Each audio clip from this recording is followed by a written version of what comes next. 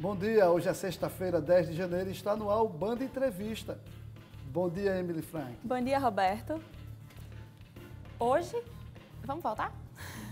Ei, vamos voltar de novo, viu? Que tem outro Roberto ali em cima. Vamos começar de novo. Tem outro Roberto.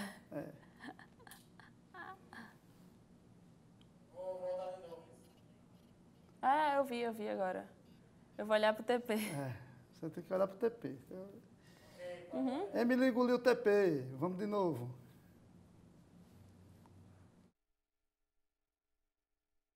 Oi. Emily Avelino. Avelino? Avelino. Tá certo.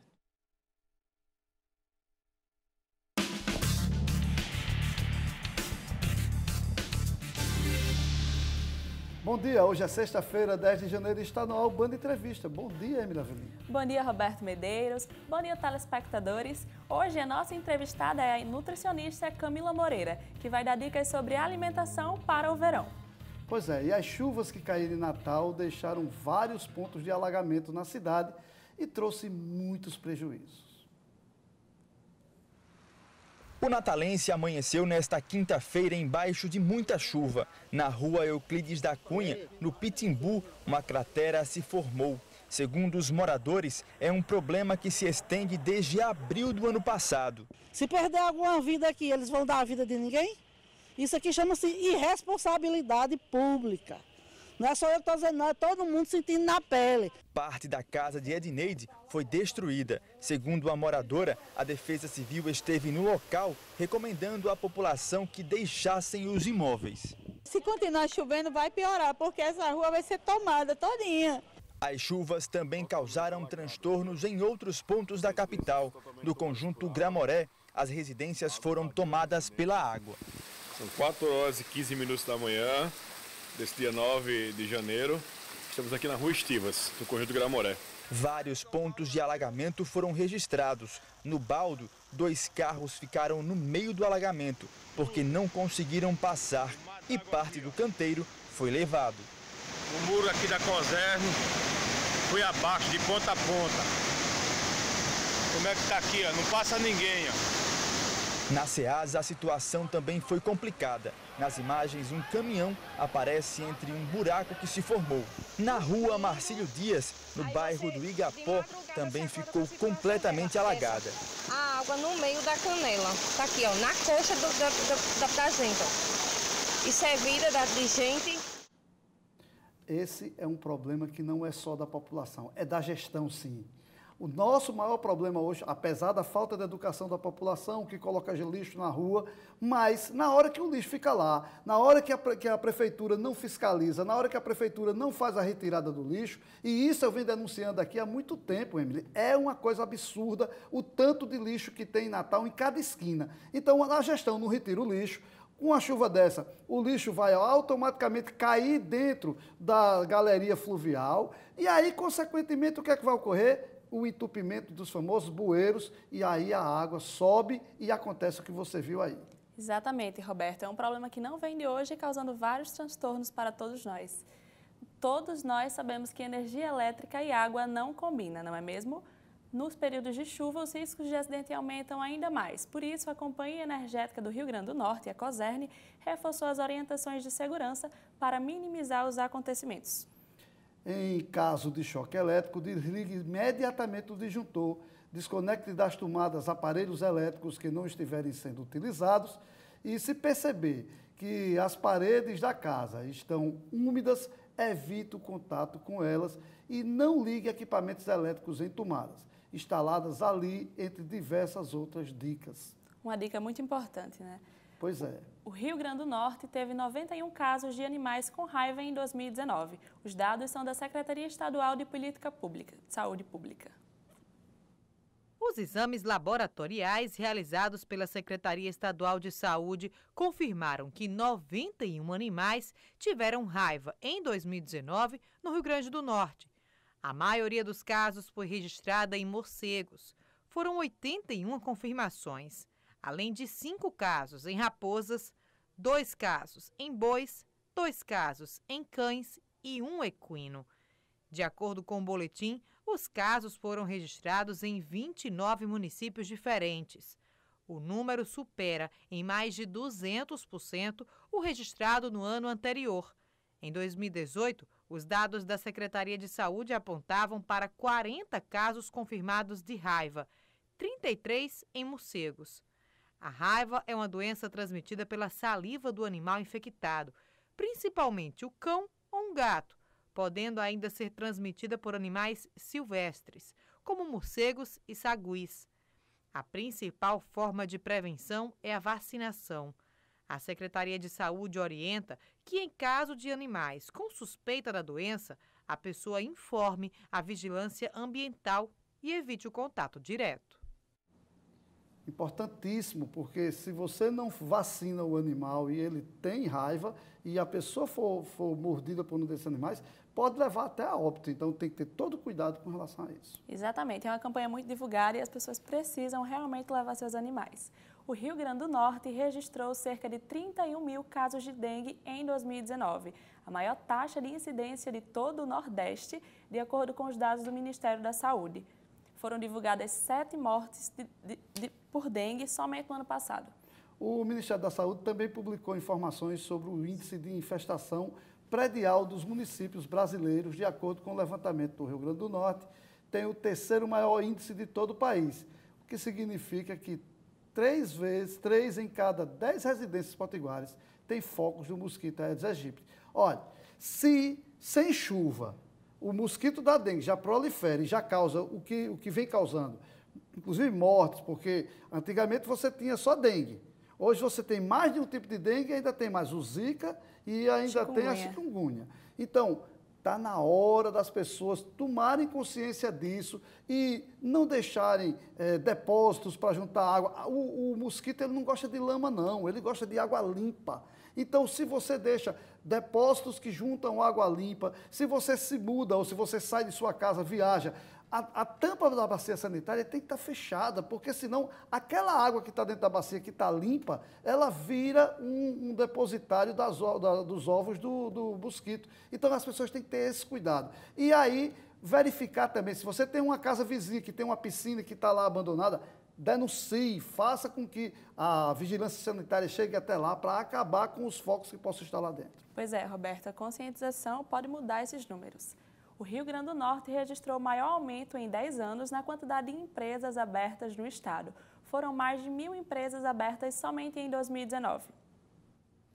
Foram 7.709 solicitações de novos negócios registrados no estado pela Juscern. Os números consolidados de 2019 mostram um aumento de 15% em relação ao mesmo período do ano passado, configurando o maior incremento dos últimos 10 anos. É o que representa em torno de 1.000 empresas, né? No ano passado foram 6.500 e hoje, esse ano, de 2018, 6.500, 2019, 7.500 empresas, então 1.000 empresas a mais. O setor de serviços foi o que apresentou o maior crescimento, com 18% a mais de estabelecimentos abertos em 2018. Em seguida, vieram o comércio e a indústria.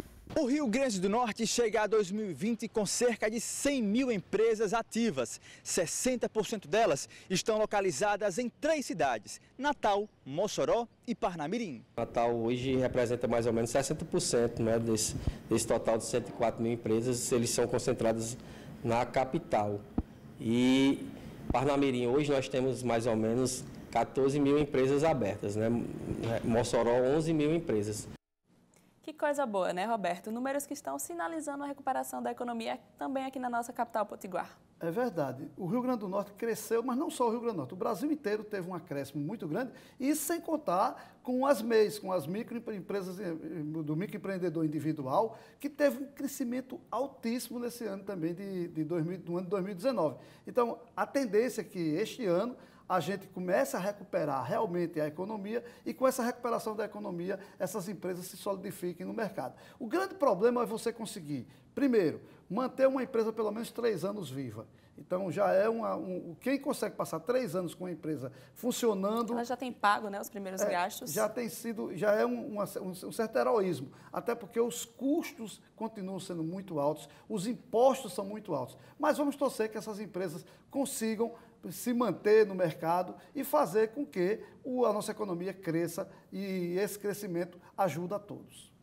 O Departamento Estadual de Trânsitos, o DETRAN, intensificará as atividades de educação e fiscalização de trânsito no litoral do nosso estado. As ações acontecerão de hoje até o domingo, na Via Costeira e nas praias de Muriú e Tabatinga. Os agentes irão verificar itens de segurança dos veículos, como o uso de cinto de segurança, alertar os condutores sobre direção defensiva, sobre lei seca, entre outras, e na oportunidade o Teatro Educativo do Trânsito, do DETRAN aqui do Rio Grande do Norte, fará atividades lúdicas nas abordagens aos motoristas. Exatamente, é uma ação muito importante, né, nessa época de veraneio, de festa, e que as pessoas tenham cada vez mais consciência. Pois é, essa questão da consciência, inclusive, Emily, passa pela história da lei seca. A gente até ontem, no nosso programa, a gente comentou com o secretário de Segurança sobre essa ação que está sendo feita pela Polícia Militar, o DETRAN, em relação, por exemplo, à lei seca, que é de suma importância. Se você vai beber, álcool e direção não combinam, então não dirija. E esse trabalho que está sendo feito pelo DETRAN é um trabalho de conscientização que é muito importante. E começa de base, né, com as crianças também. Exatamente. Estão em vigor as novas regras para a divulgação de pesquisas eleitorais desde o primeiro dia de janeiro. Toda pesquisa de opinião pública que envolver eleições ou candidatos deve ser previamente registrada. De acordo com a resolução do Tribunal Superior Eleitoral, a pesquisa fraudulenta constitui crime. Por isso, o rigor na lei. As campanhas eleitorais, efetivamente, o período de propaganda eleitoral, ele inicia após o registro de candidatura, que deve ser protocolado perante a Justiça Eleitoral até o dia 15 de agosto. A partir desse momento, o indivíduo que é candidato pode iniciar a sua propaganda eleitoral.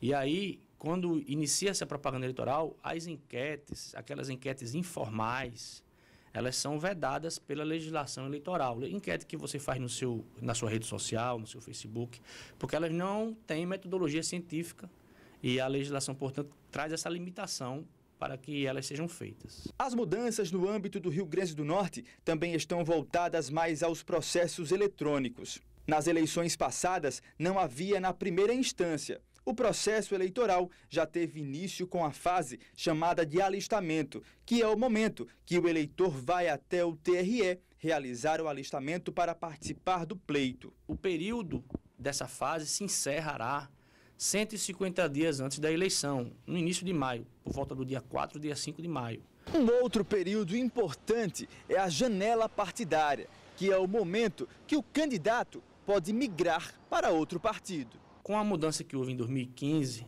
o período de filiação partidária mínimo passou a ser de 6 meses.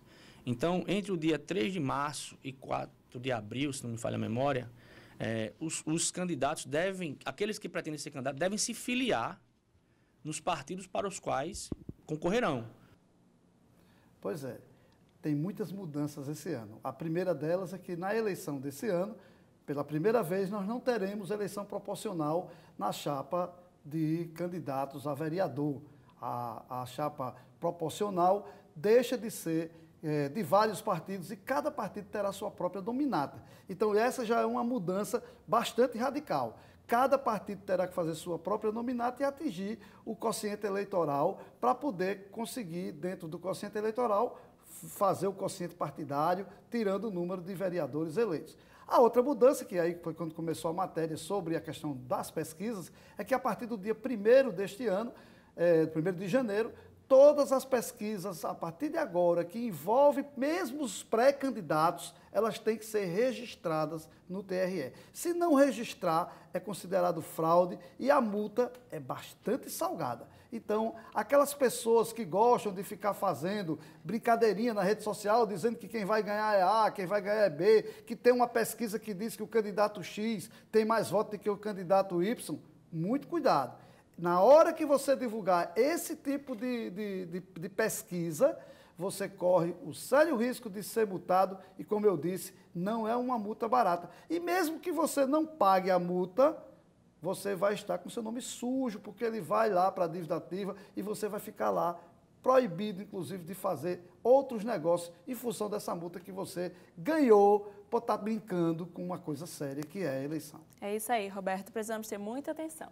Nós vamos para um rápido intervalo. Em 2 minutos a gente volta. Ainda nesta edição, vamos conversar com a nutricionista Camila Moreira.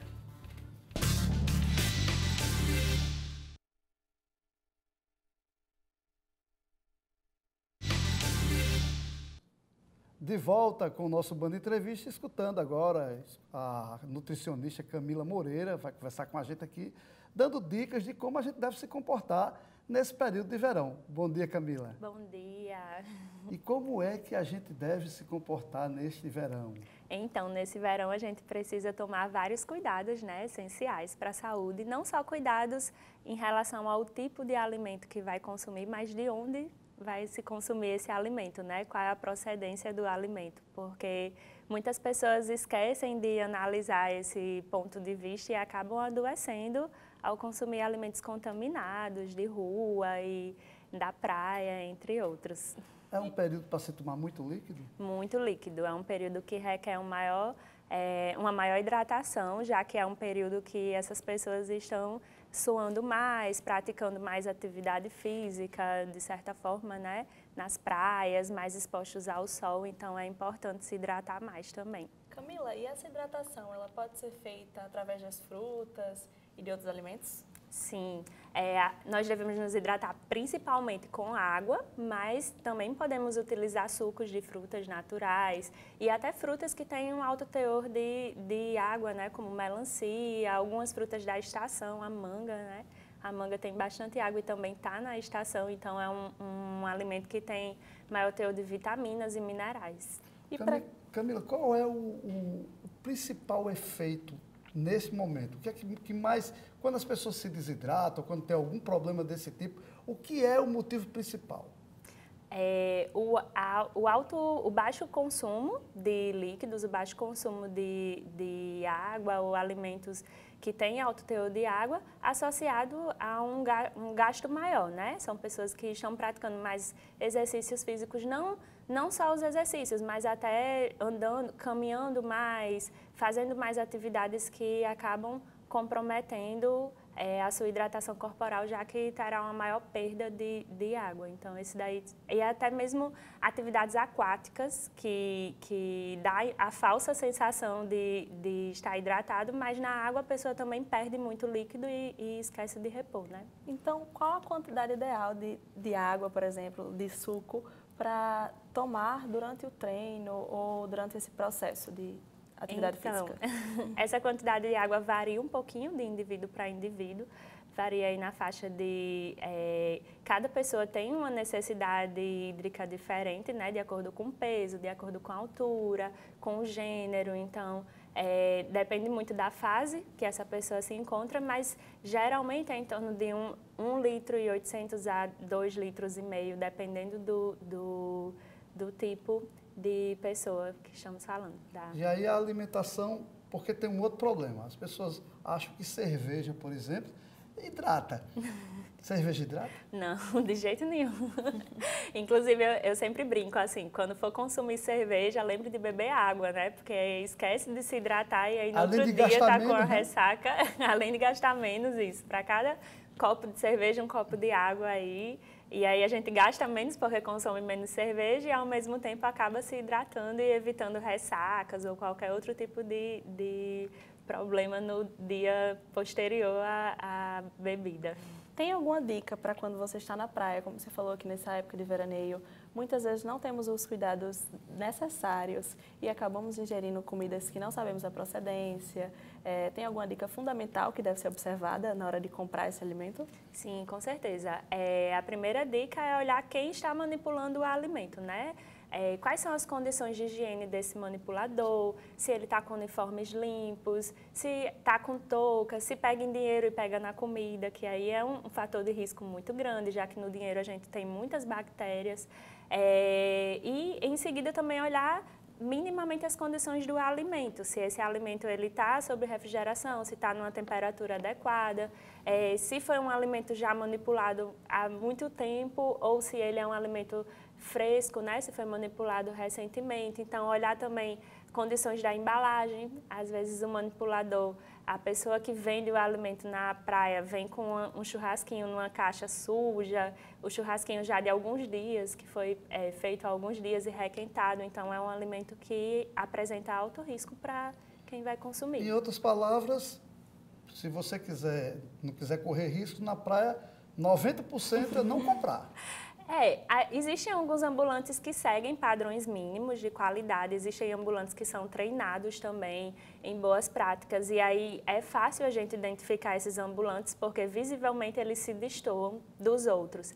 Ou então consumir de casa, né? Levar a comida da praia de casa, que aí a gente também garante uma segurança básica. E quais são as receitas mais levadas, por exemplo, para manter a hidratação na praia? Sim, saladas de frutas. Lembrar também de acondicionar essas frutas ou saladas em recipientes herméticos, né, que a gente consiga manter ali a temperatura. Bebidas como sucos, misturas de sucos com diferentes sabores, abacaxi com morango, esses mais refrescantes, que além de hidratar também dão essa sensação de refrescância. Ou bolinhos naturais, snakes de frutas, que é aquela mistura de frutas desidratadas com sementes. É uma ótima opção para quem está na praia, porque é um lanche rápido, fácil e que dá energia também, repõe energia. Então, é bem interessante. Nesse momento, as pessoas que estão indo à praia mudam completamente o hábito. Por exemplo, quem trabalha, normalmente tem um horário de almoço, tem um horário de tomar o café da manhã, tem um horário de jantar. Quando você está no veraneio, mudam bastante, você estica até mais tarde, no outro dia você levanta mais tarde. E aí, como é que a gente consegue equilibrar essa questão da alimentação? Quem está falando muito da história de quem está na praia, naquela história do cara que está ali à beira-mar, mas o cara que está no veraneio, como é que ele consegue fazer esse equilíbrio da alimentação? Eu acredito que a gente tem que trabalhar com a política de redução de danos, né? Ou seja, dentro dessa nova rotina que se estabeleceu no veraneio na praia, o que é que a gente pode fazer para não ser tão danoso na alimentação? Então, às vezes, obviamente que vai ter bebida, tem os encontros, né, com os amigos e geralmente esses encontros são regados a bebidas, a alimentos gordurosos, churrasco.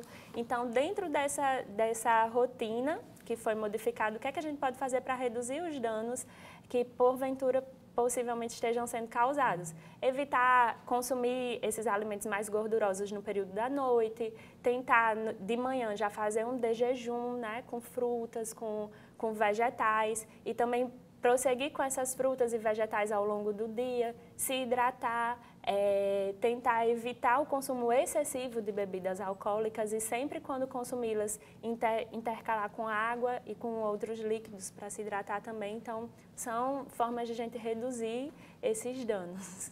E para as crianças, tem alguma forma de agradá-las na hidratação, nessa manutenção da hidratação durante o verão?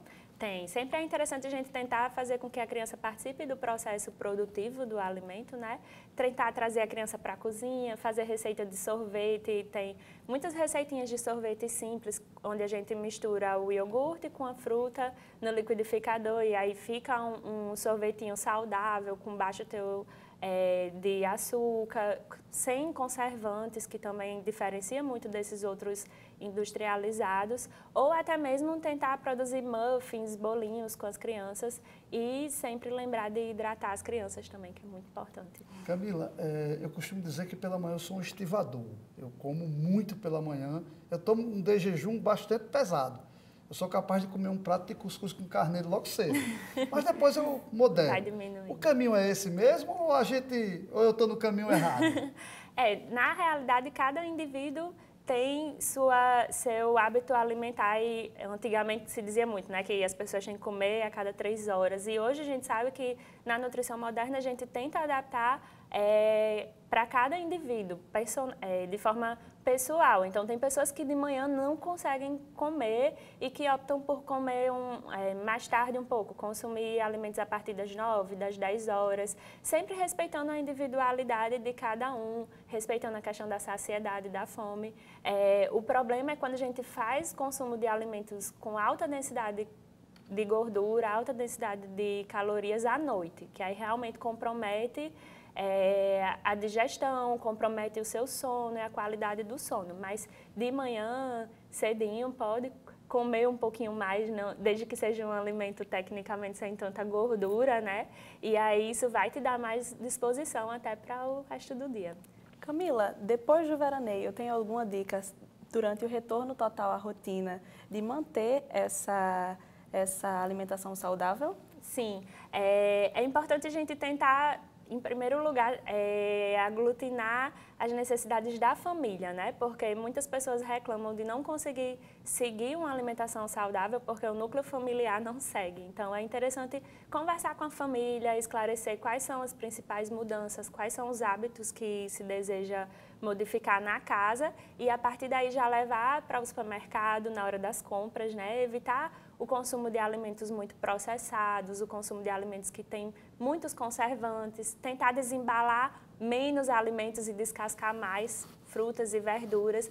Também tentar cozinhar em casa é uma ótima forma da gente trazer a alimentação saudável para a rotina, porque quando você cozinha, você consegue controlar mais quais são os ingredientes que vão fazer parte do alimento.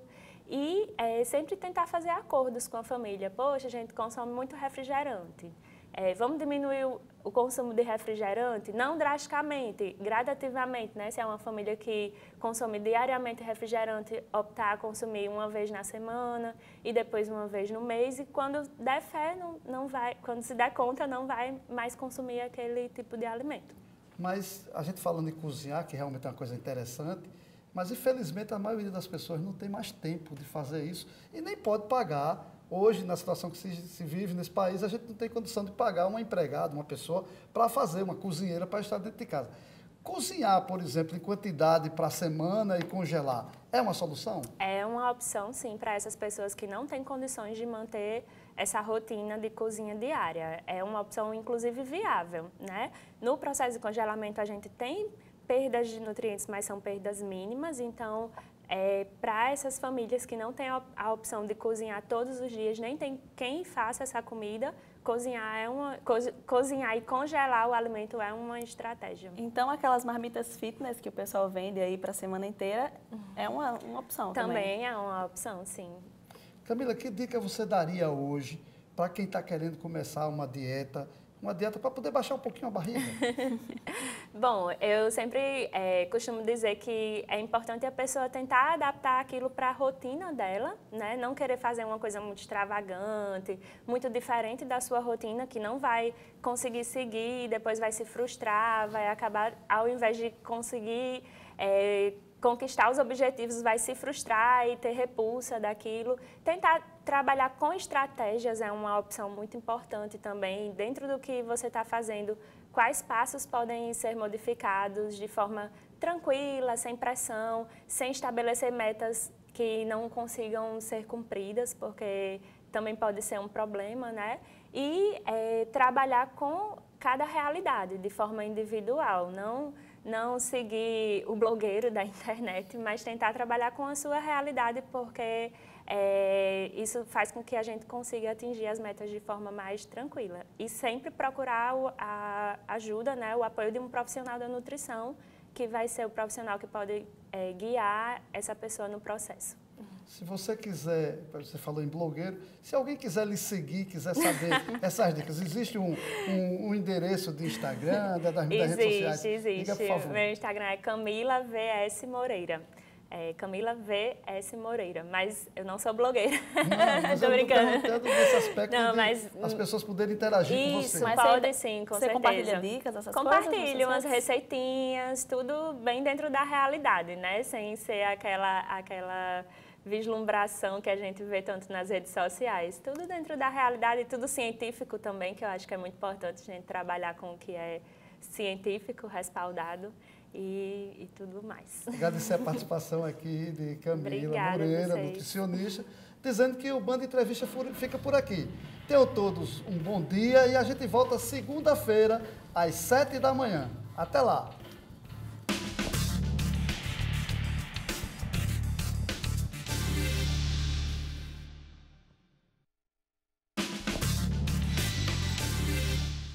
De volta com o nosso Band Entrevista, dizendo que os índices de radiação ultravioleta aumentam no verão e exigem cuidados. A exposição exagerada e desprotegida ao sol pode provocar câncer de pele, tumor mais comum no Brasil. A mesma luz que anima tanta gente no verão carrega um perigo, chamado radiação solar ultravioleta. A ciência considera que o índice de 0 a 15, 18 é uma classificação para se falar do índice de ultravioleta. Quando passa dessa quantidade de cerca de 10 aproximadamente, o índice 10 de UV, e nos seres humanos ela começa então a causar problemas para a pele. Nos sites de previsão do tempo é fácil encontrar o chamado índice UV do dia em cada cidade. No verão, a radiação aumenta em todo o país por causa da maior exposição do hemisfério sul ao sol. E o que cresce também são as chances de danos para a pele. Pequenas exposições também queimam. Então, às vezes a gente, vou só pendurar uma roupa no varal, vou rapidinho na panificadora e volto. Isso às vezes já dá queimadura. O Brasil é um dos países com maiores índices de radiação UV. Não é à toa que o câncer de pele é o mais comum no país. De acordo com a Sociedade Brasileira de Dermatologia, a doença representa 1 em cada 3 tumores malignos diagnosticados. Mas não é só na estação mais quente do ano, nem nos dias ensolarados, que a radiação acaba sendo intensa. Mesmo nos dias encobertos, os raios UV podem atingir índices altos. Por isso, vale sempre se proteger do sol, seja usando roupas longas, sombrinha ou protetor solar. Pelo menos, o recomendado pelo Consenso de Proteção Solar, pelo menos fator 30. Quando a pessoa tem uma pele que queima muito fácil, ou se já tem algum caso de câncer de pele na família, ou a pessoa mesmo teve algum caso de câncer, já tratou, de 50 para cima. No rosto eu uso um tipo para não ficar tão evidente, diferente do resto do corpo, mas eu tenho que usar todo dia. De manhã, tomo meu banho e já passo antes de sair de casa. Pois é, muito importante essa proteção, principalmente para nós que moramos aqui na capital potiguar. Quem mora no litoral tem que estar sempre protegido, né? É verdade, no Brasil todo. Eu estou usando um chá para o problema da minha calvície. Chapéu. Chapéu. Ontem, nós noticiamos o início da demolição do antigo Hotel Reis Magos, localizado na zona leste de Natal. Para começar a planejar novos projetos para o local, o empresário dono do hotel precisa aguardar a revisão da definição do plano diretor de Natal. O plano diretor de Natal, classificado como uma das prioridades do Executivo, está em processo de revisão e deve chegar à Câmara Municipal no mês de fevereiro. Uma das mudanças no plano, proposta pela Prefeitura, é o aumento do gabarito da orla urbana, permitindo construção de prédios mais altos. É bom lembrar que esses prédios mais altos não são arranha-céus e que também não vão se fazer paredões fechando toda a orla. Existe todo um trabalho sendo feito. Por exemplo, naquele espaço que é um quarteirão, onde está hoje, onde estavam os escombros do Hotel Reis Magos, ali, se for construir um prédio, por exemplo, de até 6 andares, a gente não sabe exatamente como é que vai ficar esse gabarito naquela área, mas se for, por exemplo, um prédio de 6 andares, tem que deixar todas as áreas de proteção, de recuos, para que o prédio não tome todo o espaço do terreno. Isso é bom colocar, porque tem gente vendendo uma história que não é verdadeira, que quando disser liberou o gabarito, todo mundo vai construir um paredão atrás do outro, colado, um prédio no outro. Não é desse jeito, não. E a gente espera que essa revisão aconteça, até porque ela está bastante atrasada. Ela deveria ter sido feita, a primeira revisão, 4 anos após o plano. O plano já está entrando em 13 anos. A revisão dos planos tem que ser a cada 10 anos, no mínimo. E o nosso plano diretor de Natal dizia que a cada 4 anos deveria ser revisado. Já faz exatamente, vai entrar para 13 anos e esse plano não foi revisado. É por isso que Natal hoje está no atraso que está. Exatamente, Roberto, nossa cidade precisa avançar para dar visibilidade à cultura de saúde mental e prevenção do combate ao adoecimento emocional da população. Natal recebe neste mês uma programação especial dedicada ao Janeiro Branco. A mobilização de Janeiro Branco é nacional e é realizada anualmente desde 2013. Com o tema Quem cuida da mente, cuida da vida, a campanha de valorização das emoções começa amanhã com atividades ao ar livre de orientação e reflexão. E a primeira ação às 3 horas da tarde na Avenida Senador Salgado Filho, ao lado do Shopping Midway Mall. Pois é, tenho acompanhado nas redes sociais que toda essa movimentação, destacando que amigo não é psicólogo, que cerveja não é depressiva, e é muito importante esse acompanhamento. É importante que as pessoas busquem o equilíbrio. Eu costumo dizer que a doença, não sou médico não, mas assim, acho que a doença está na cabeça de cada um. Se você quer se curar, você tem que estar emocionalmente equilibrado. E aí começa por aí. É verdade. Com o avanço das redes sociais, o número de amigos na internet muitas vezes é grande, mas nem sempre essas amizades saem do mundo virtual e por isso podem gerar insegurança em pessoas que buscam a aceitação e reconhecimento. Qual é a receita para ser querido pelas outras pessoas? A humildade, isso é muito importante para ser humilde. A gente tem que ser sempre simpático e respeitar o próximo e aí você ganha o respeito também, o amor, né, das pessoas. Querer receber afeto é um comportamento da natureza humana. A gente já nasce precisando estabelecer vínculos para viver. Quanto mais pessoas gostarem da gente, quanto maior for nosso círculo social, maior a chance de desenvolvermos o nosso potencial. Por isso, estabelecer amizades é algo que fazemos com frequência. É muito bom você se sentir amado. E você se sente amado, fazer com que as pessoas gostem de quem você é, agindo natural. Acho que isso não tem preço, não tem nada que pague. O problema é que esse comportamento tem se tornado para muita gente uma obsessão, uma necessidade de se sentir amado. Não é à toa que cada vez mais pessoas estão usando a internet em busca da receita da simpatia. O Google divulgou que uma das perguntas mais pesquisadas em 2019 foi como fazer com que as pessoas gostem de mim. Para essa psicóloga, as redes sociais ampliaram a necessidade por afeto. Dá uma sensação muito grande de vazio. Dizer para o outro, olha, eu tenho importância, eu também sinto, eu também gosto, eu também gostaria, eu também quero, eu também desejo. E por que isso não está sendo possível? Talvez por não estar havendo essa conexão com o outro, não virtualmente, mas com o outro. Necessitamos esse olhar, o carinho, o cuidado, a atenção. Em uma fase depressiva, essa administradora chegou a procurar dicas na internet para fazer amigos. Mas a resposta ela só encontrou quando passou a olhar para fora da tela. Estar com os amigos, ocupar o tempo é muito importante. Para mim, as pessoas estavam se afastando de mim. Só que depois, eu percebi, depois que eu vim melhorando, depois de eu estar fazendo já terapia, eu percebi que eu estava me afastando das pessoas. Pois é, né, Roberto? Ter amigos é muito importante. Quem é que não gosta? Pois é. Agora, ter amigos virtuais nem sempre se acha aquilo que você procura. Por isso é importante você sair das telinhas. O Rio Grande do Norte conseguiu impedir que, ao longo do ano passado, mais de 40 milhões de reais em mercadorias sem notas fiscais circulassem pelas rodovias do estado, evitando também que essas mercadorias fossem comercializadas sem o devido recolhimento de impostos. O valor representa um crescimento de 83% em comparação a 2018. Isso é resultado da política de combate à sonegação implantada pela Secretaria Estadual de Tributação, que reforçou as fiscalizações e realizou operações em parceria com a Polícia Rodoviária Federal, Polícia Militar e outros órgãos nas principais rodovias que cruzam o Rio Grande do Norte. O que acontece é o seguinte, até, se eu não me engano, 2010 por aí, o Rio Grande do Norte tinha as barreiras que funcionavam nas divisas dos estados. Rio Grande do Norte com a Paraíba, Rio Grande do Norte com o Ceará. A partir desse período, se entendeu que fazendo as notas eletrônicas, isso seria desnecessário, o que não é verdade.